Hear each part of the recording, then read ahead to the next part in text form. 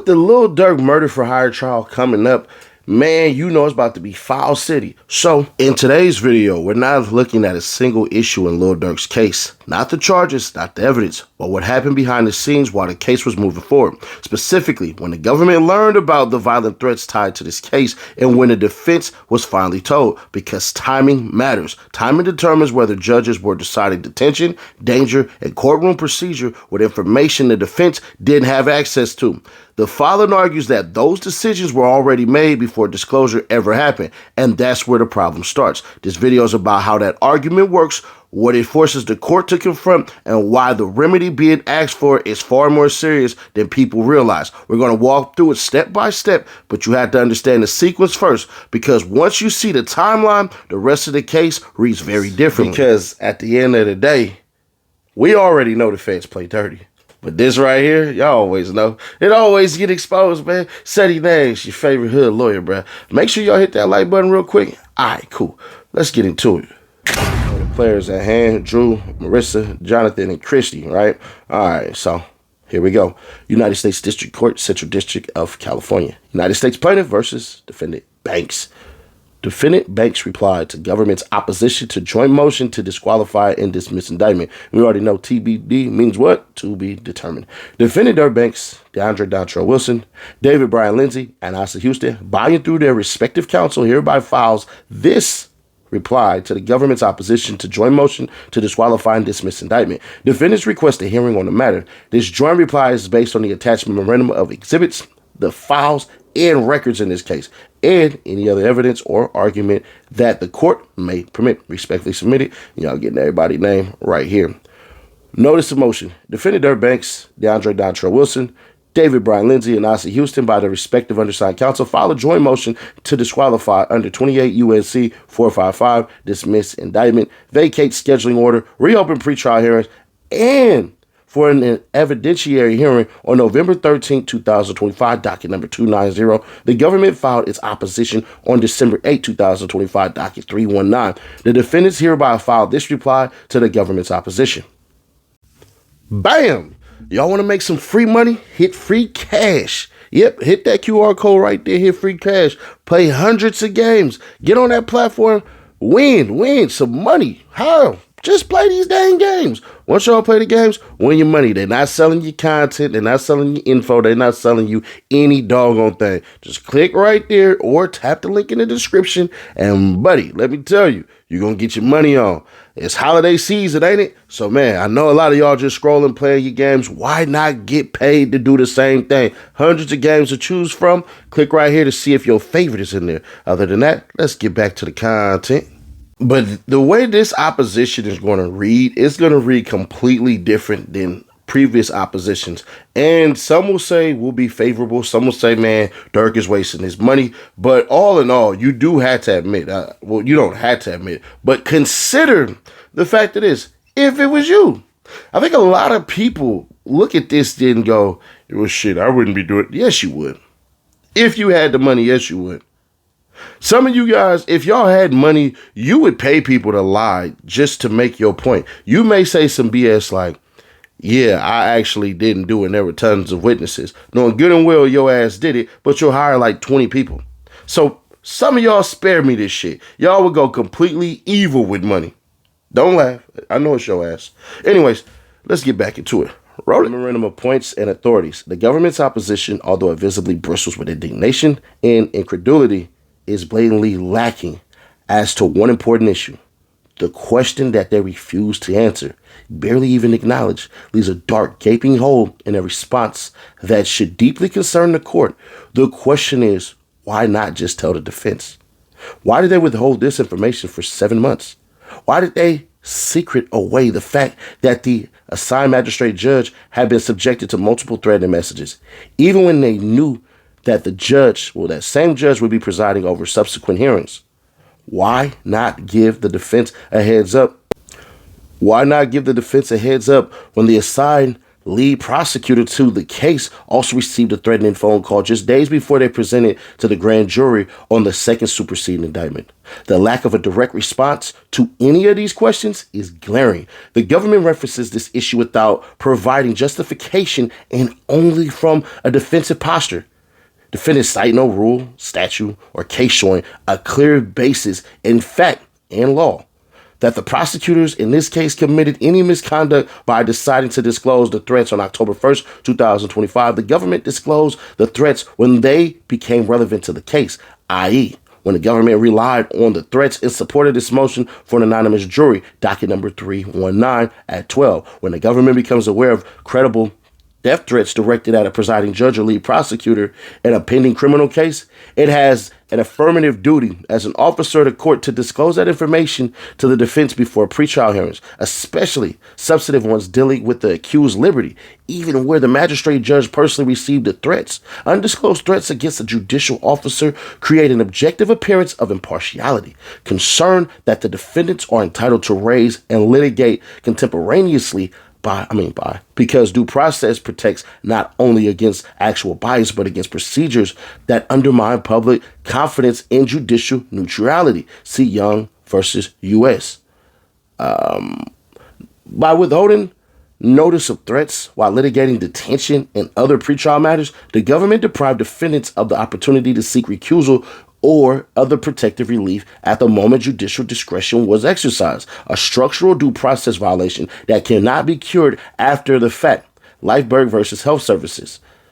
To make matters worse, this suppression of relevant information and non-disclosure was not limited to a single prosecutor like in Williams, but instead it was institutional in scope. The conduct strikes at the heart of the fairness of these proceedings and warrants dismissal. United States versus Chapman. The government attempts to recast the defense's position as one that asserts the government was required to provide the defense with immediate updates about investigations into threats and/or improper attempts to influence individuals connected to this case. The defense has never made such a caliber suggesting that there was an immediate duty. Instead, at the very least, the government had a duty to disclose this information to the defense prior to substantive hearings concerning defendants' liberty and pretrial motion hearings. Instead, rather than disclose as required, the government suppressed this information from defendants for several months, allowing bail hearings and other substantive motions to go forward without so much as a word about literal death threats to the tribunal, the courthouse, and the lead prosecutor who was responsible for making tactical, strategical, and charging decisions in this case. After unknown individuals made violent threats to both the presiding magistrate and lead United States attorney overseeing this case, seemingly in connection with the defendants, the government ostensibly had concerns for the safety and well-being of its employees and court personnel. The government exhibits to its opposition made clear that after the threats were received, the government sprung into action, notifying others and initiating an investigation. For those of you who would say Lil Durk is 100% guilty, all right, cool. But you would have to admit, well, you don't have to, but consider that if y'all had threats against you guys, meaning threats against the DA, threats against the judge and all this shit, don't you think you should let the damn lawyers know? Because couldn't one argue, hey, bro, we gonna threaten the lawyers too if we lose this case? Not only that, they're really arguing, bruh, how can you say 100% the person who got threatened and who's actually looking at all of this shit is not going to be biased in some type of way? Then on top of that, you have this person being the judge over all of this shit, knowing that it could create some type of bias. Knowing that, bruh, y'all were supposed to keep us in the loop. Because it turns out it was nothing but some crazed ass person who don't even know Lil Durk. Still not arrested, still not prosecuted, which I don't understand, because if this was Fulton County, like I said, like they did Labatt and freaking Fonnie Willis, they arrested the young and Mender who did the same shit. But this ain't about that. Just an example. So y'all can understand how it could create the appearance that, hey, y'all know y'all should have told us about this shit, right? Y'all do know that y'all should have warned us Y'all should have let us in the loop, because at the end of the day, to be fair, it's only fair. Some will argue, right? Well, man, a judge can be impartial. A judge can be this or whatever the hell. Or y'all might even say some BS like, all right, Lil Durk hired the person or whatever the hell. So why not arrest him? Why not prosecute this person? Why use the threats that we knew nothing of? Why use those threats to deny me? That's like you having a friend who is pissed off at you, right? And you cool with their mom. And then you ask their mom, hey, I love you. He love you. I look at you like a mama, right? So you're going to be fair. And all of a sudden, it's some shit that was said, not only to him, but to the mom, that said that you was a terrible person for for doing this, right? And you coming up and you like, I'm not a terrible person because this didn't happen, but let's talk about it. And then she say, actually, you know what? You are a terrible person. And then you find out somebody actually told him and his mama the same shit, or her and her mama the same shit. You're going to be like, damn, you probably should have told me about that. And that's what the government is essentially pointing out. But let's continue on forward. No regard for the safety, well-being, or due process rights of the accused and their attorneys, the government failed to notify the defense. Thereafter, unbeknownst to the defense, the presiding magistrate and district court judges oversaw 2 different hearings where the courts were tasked with addressing the dangerousness of the defendants and potentially made those determinations partially. Based on the violent threats made to the magistrate judge and others, the defense had no recourse because due to the government's withholding of information, they had no knowledge of the harm. Only months later, when it was convenient for the judge to use the threats in support of its argument for an anonymous jury, did the government choose to inform the defense about the threats in subsequent investigation. The government's intentional failure to inform the defense of the threats caused irreparable and prejudicial harm to the defendants in this case and the integrity of the judicial process. Confoundingly, the government calls this harmless argument. The USAO's failure to disclose the threats prejudiced the defendants. The government's attempt to minimize the impact of the threats is belied by the government's own actions and characterizations of them as violent or improper attempts to influence individuals connected to this case. Docket number 319 at 12. Moreover, the government's repeated attempt to minimize the threats fail when one considers the plain reality of the situation. An anonymous caller seemingly tied to the defendants, in this case, threatened to shoot up the prosecutor or burn down the courthouse if the defendants were sentenced to life. With that in mind, the magistrate judge made material rulings in this case, and the prosecutors argued that the defendants were dangerous. The question of whether the magistrate judge's partiality was impacted by the threats could have been answered through an evidentiary hearing at the time that it occurred.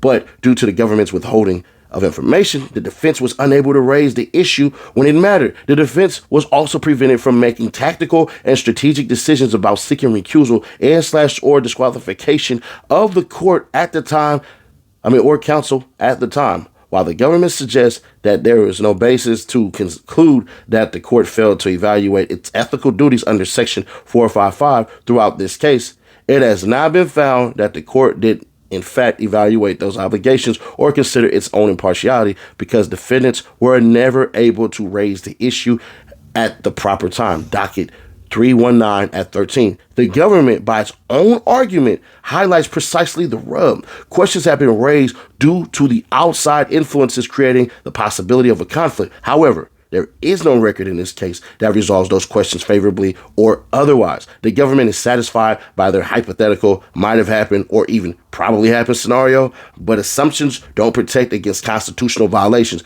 Even if the magistrate judge was not made partial by the threats, as the government contends, the issue still should have been resolved through briefing or an evidentiary hearing at the time with firm findings on the record. Without that opportunity, all we know is that the defendants were the subject to determinations made by a judicial officer who may have perceived them as more violent or dangerous, even implicitly and without any conscious intent to do so after receiving violent threats.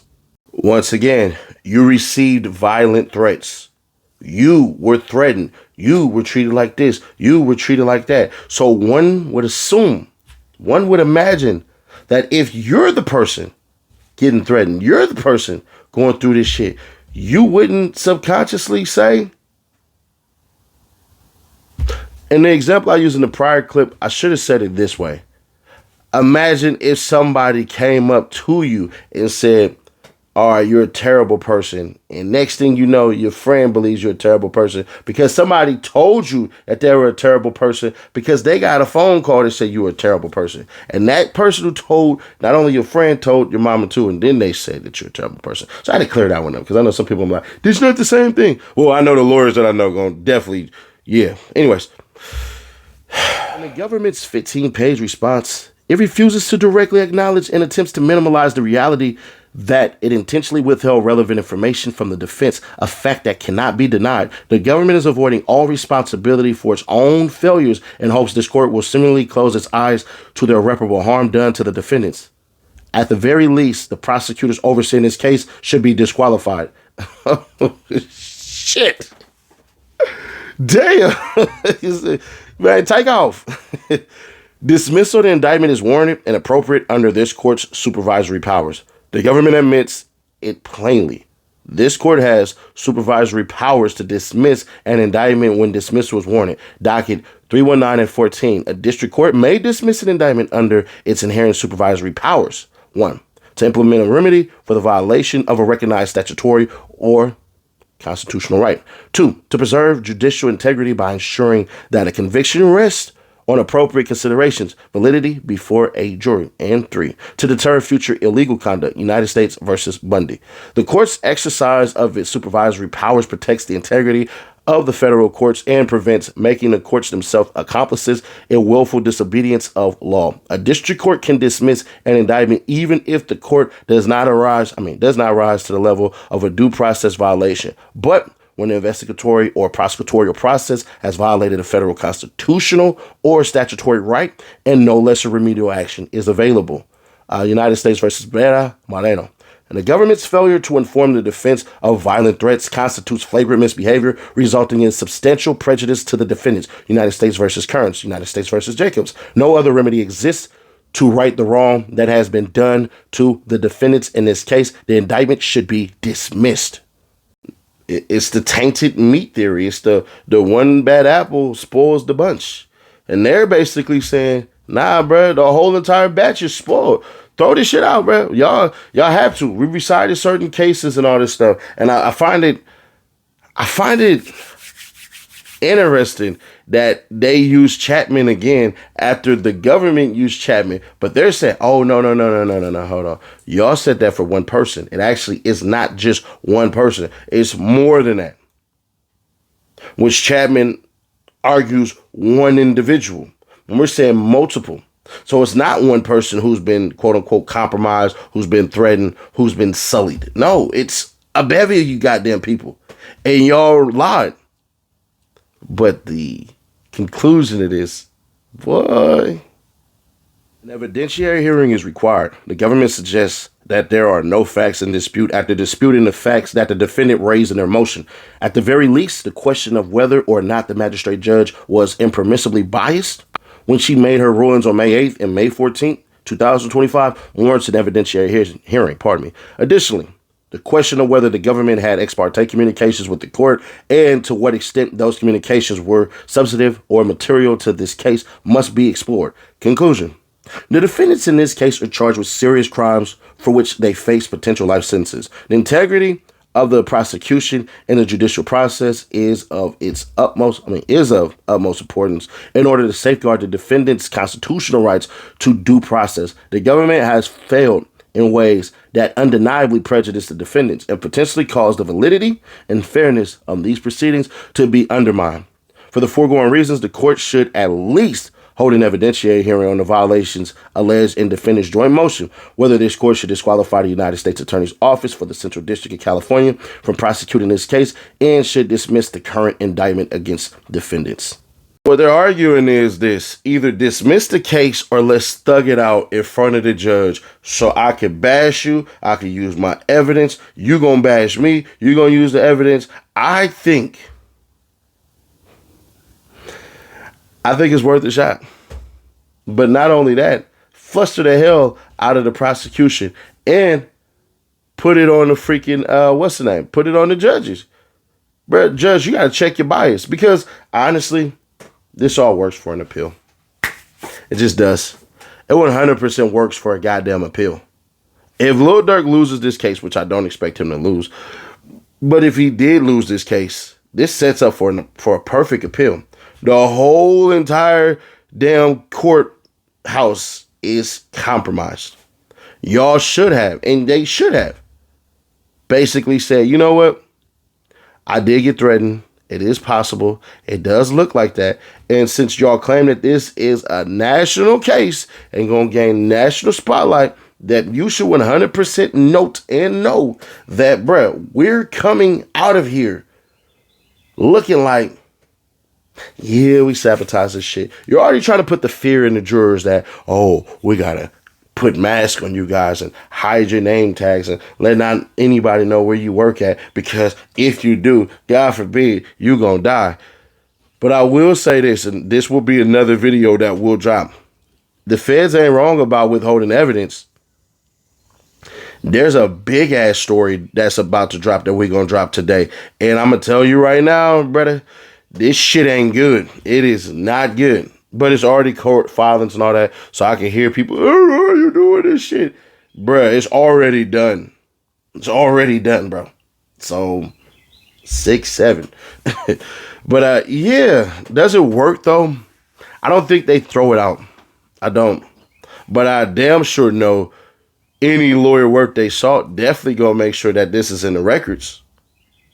Because at the end of the day, everybody tries to influence the judge.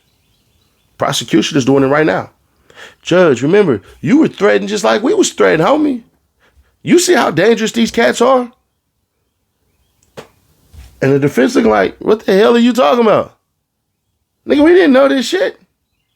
And that's what it looks like. The feds is dirty. I don't give a damn. Dirty as hell. They play to win the game. They're not the villains all the time. But in this one right here, y'all gotta do this shit. If y'all evidence is good enough, you shouldn't have to play ball in such a dirty way. And how do we know the feds didn't make this person or have somebody from their team call in? I'm accusing the feds of possibly doing this. Not saying that they did it, just I believe y'all did it. Because why the hell ain't the person arrested and charged? Bare minimum, the person should be arrested and charged. But y'all didn't do that.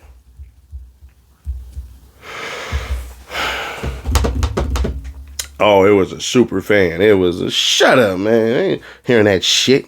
Y'all did that shit, in my opinion. And y'all withheld evidence. Judge ain't gonna dismiss it, but I do believe it'll be an evidentiary hearing. But expect the response from the feds to talk heavy shit. They gonna come with it, buddy. But they gonna say threats weren't credible. Then they'll probably say y'all found out when y'all needed to find out. This isn't Brady violation or none of this shit. So they could argue that. And one would say, well, the threats wasn't even credible. So we could tell the judge, you know, in our discovery that, Judge, we looked at this shit. We looked at the threat. It wasn't nothing but some goddamn four-eyed geek who, I don't want to say that. No. Let's not do that. They could just say, it was some little kid, bro. This shit ain't nothing about nothing. But then, I know Drew would have to argue this because a regular person would. Why introduce the shit? Why introduce it? If it's not a credible threat, why introduce it? Gotta answer that one. But y'all, let me know your thoughts on this one right here, because I'd be curious to read how y'all look at this shit, because the opinions vary so crazily on this one. And click right here to see how Young Thug almost got pulled into another RICO, but he averted that shit. Gotta give credit where credit is due. Click right here to find out about that, or click right here for the playlist, and I'll catch you on the next one.